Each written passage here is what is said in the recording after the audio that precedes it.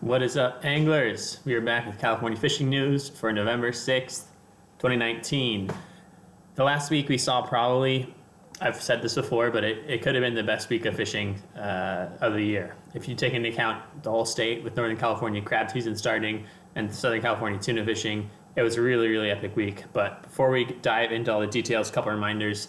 Please subscribe on your podcast app if you have not yet. Subscribe on YouTube if you're watching us there. If you just listened to this, check it out on YouTube. I show some charts, photos. The visual stuff definitely adds a little bit, and now I'm making them shorter. They're about 15 minutes each. It's a pretty quick watch. It's definitely worth it when you're sitting at work on your computer, something like that. You can also find us on Instagram, California Fishing News. I made a Facebook page, California Fishing News. And if you have any questions or reports you want to be featured, you can email californiafishingnews@gmail.com.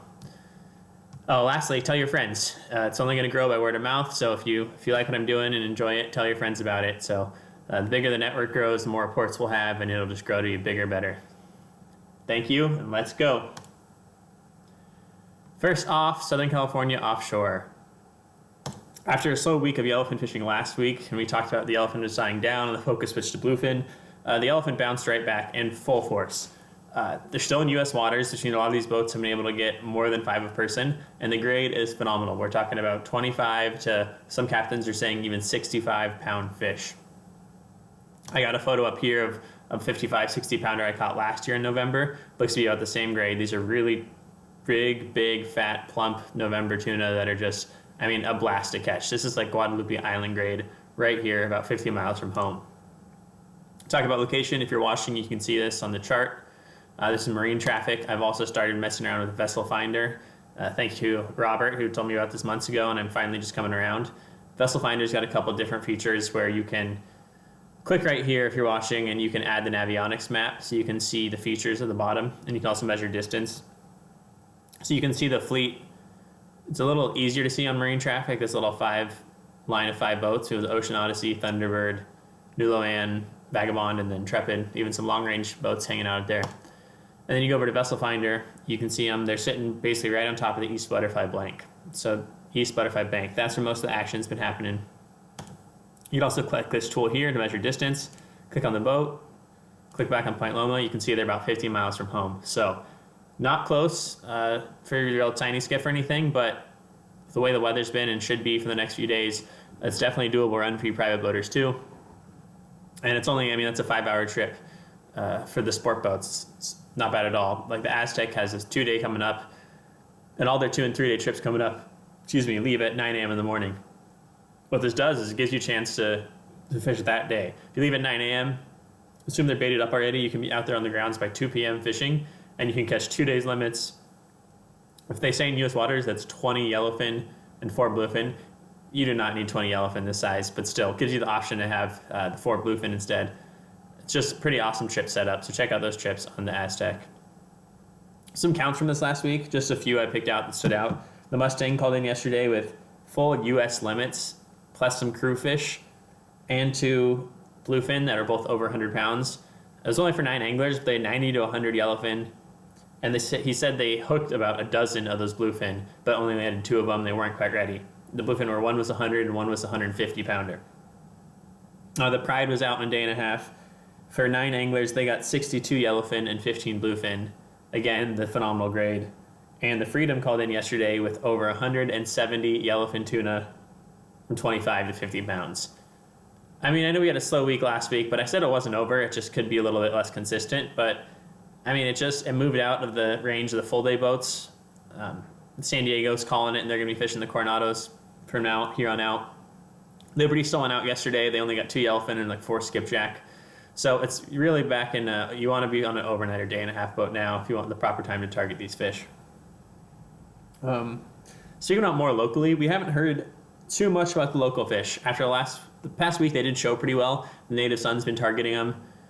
They had some good days. They fished out of San Pedro or Newport.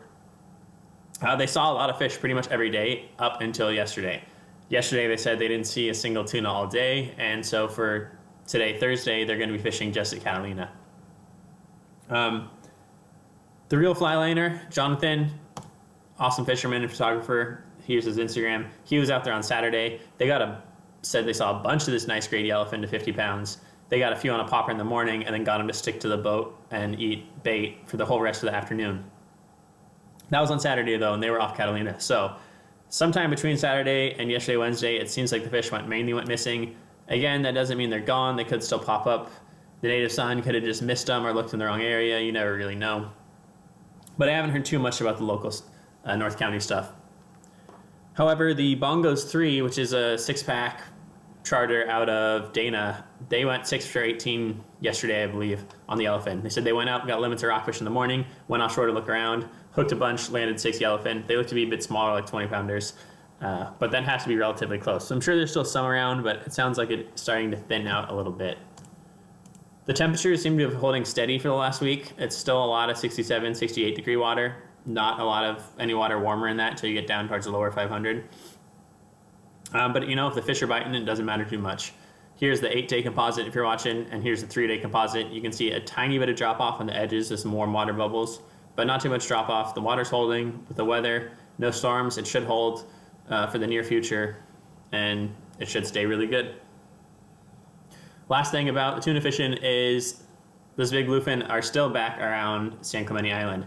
There was at least a number of cows caught this last week, super cows, big ones, also some 50-pounders and some 100-pounders. Sounds like they're all mixed around west of San Clemente Island, 10 miles, 12 miles, back there in the backside of the island towards the San Nicolas Basin. So for the private boaters that want one of the big fish, they're eating the flyers on the kite. They're eating some fly line live flyers. And they're eating max and sardines on sinker rigs. They're eating a little bit better than they have been for the majority of the season.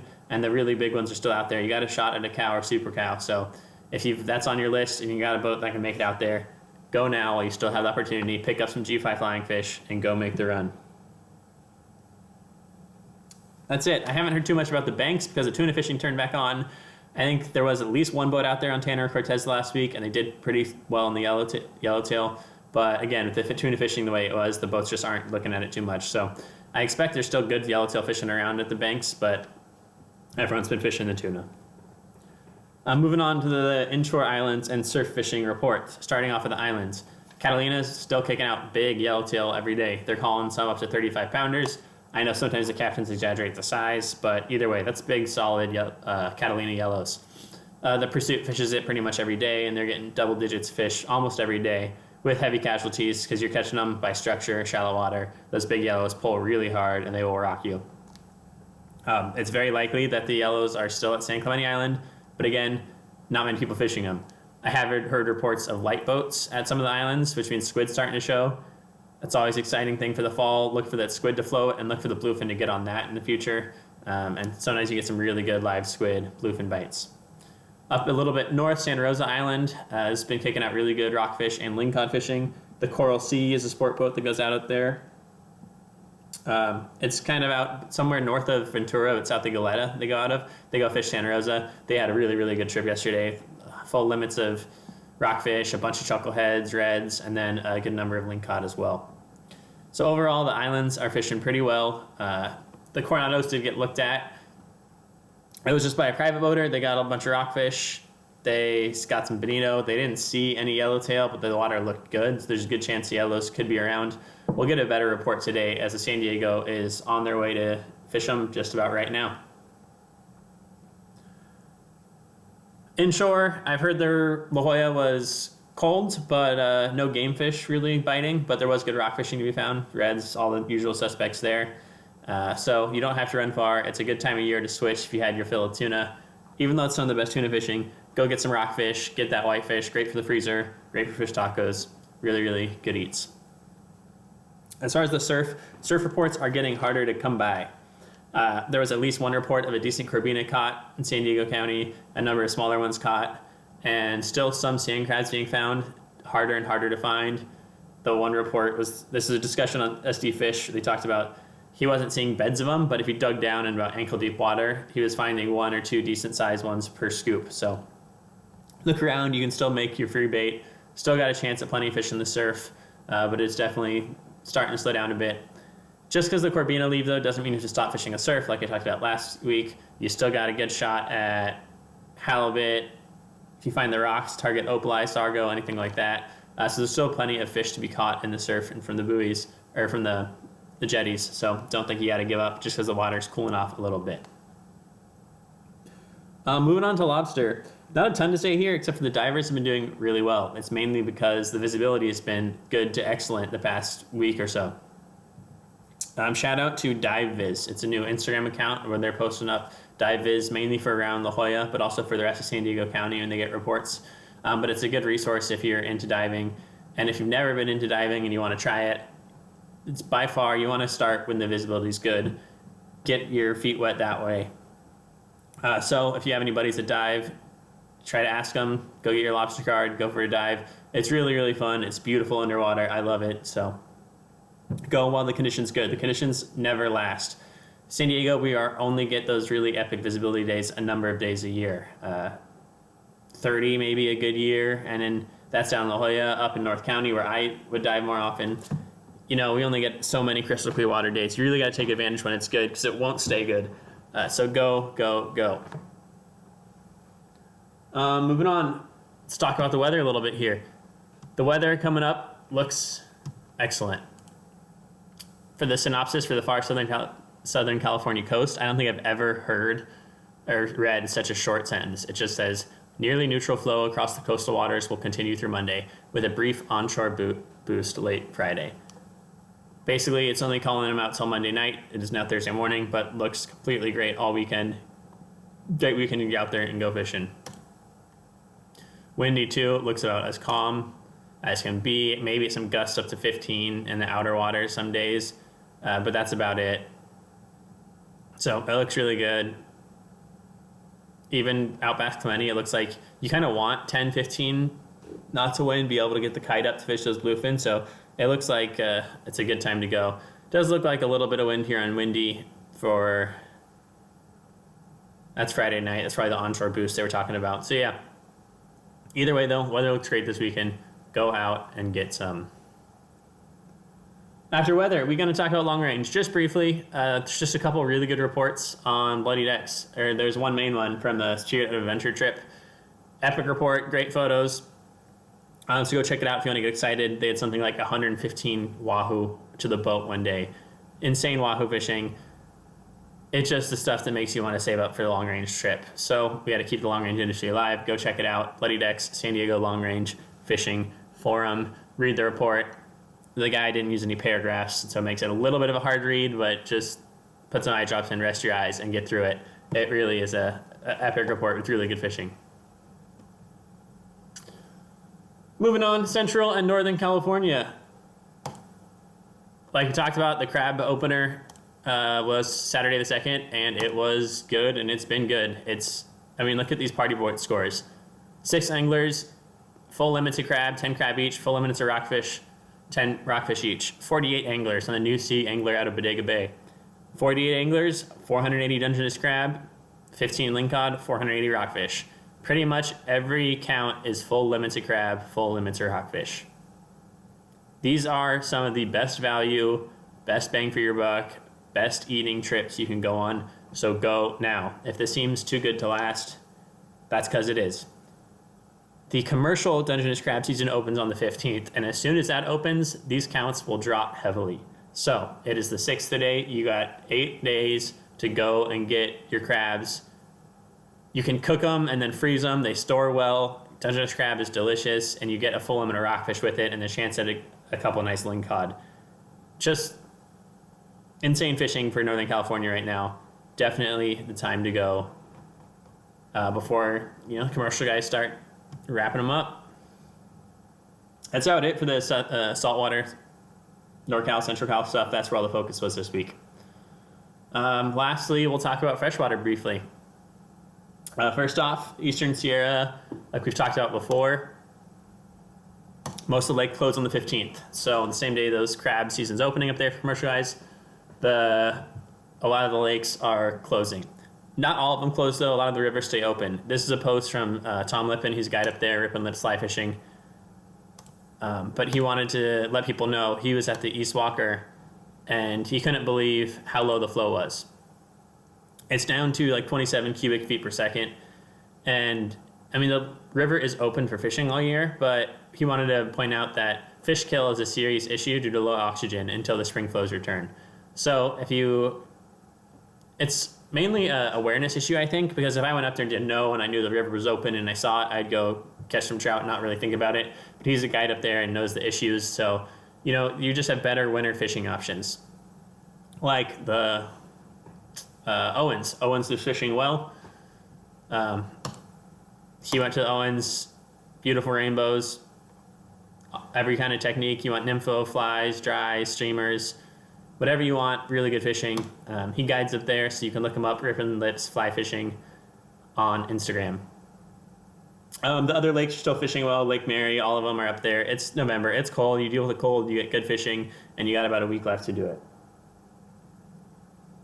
Moving on, Northern California rivers.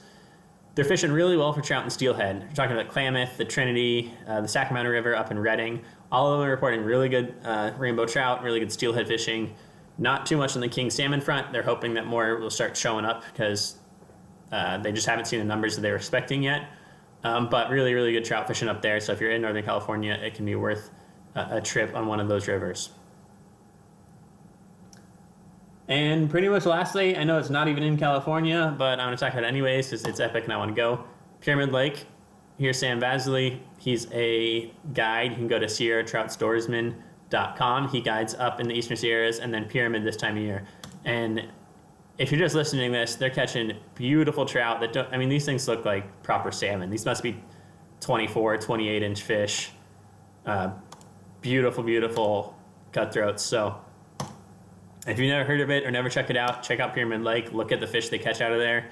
And then if you're ever up by the Reno area, apparently it is the time of year. It just opened and it's fishing really, really, really well. So go check out Pyramid if you want a chance at catching the trout of a lifetime. That's about it for this week, guys. It was insane fishing. Like I said, I've got a trip coming up in just a couple weeks to 3.5 days, so I'm really hoping that tuna fishing holds. We get some epic fishing. But it's a good time of year. You get on a lot lighter loads this time of year. The boats aren't full. You get a lot more room at the rail, and you got a lot of options to choose from. Some of the boats will start going into their winter service, winter boatyard maintenance period, but trips will definitely be running. The Aztec put all their November trips as definite runs. There's other great boats too. That's just the one I check out the most often. I like to fish it. So don't put away your gear yet. If you're in Northern California, go get some crabs and rockfish while you still got a chance. And other than that, tight lines, go fishing. Let me know how you guys do, and I'll be back next week.